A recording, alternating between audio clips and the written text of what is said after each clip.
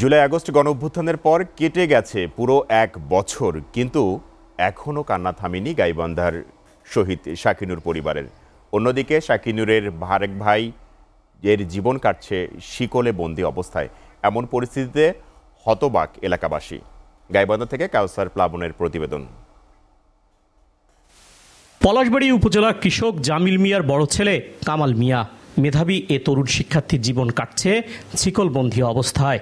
প্রথম দফা চিকিৎসায় কিছুটা সুস্থ হয়েছিল, ভেবেছিল ছোট ভাই শাকিনুর ভালো চাকরি করে বড় ভাইকে সুস্থ করে তুলবেন, কিন্তু এমন আশায় গুড়ে বালি।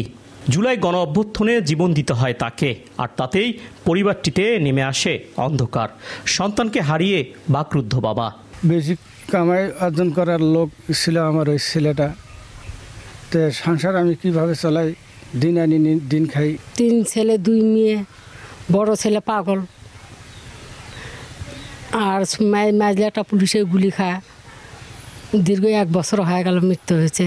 ঢাকায় পোশাক কারখানায় কাজ করতেন শাকিনুর, তবে 5 জুলাই পুলিশের গুলিতে নিহত হন তিনি। ঘটনার 1 বছর পেরিয়ে গেলেও হত্যাকারীরা ধরাছোঁয়ার বাহিরে।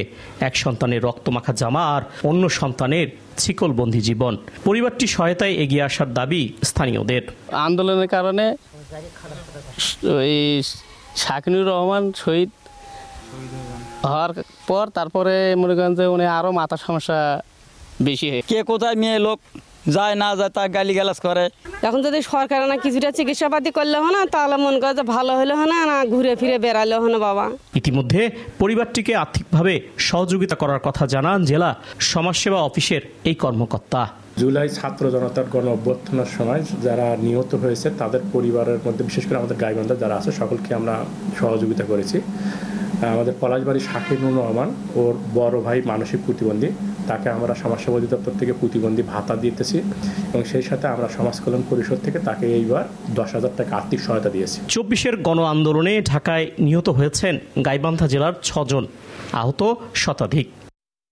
কাউসার প্লাবন, SATV, গাইবান্ধা।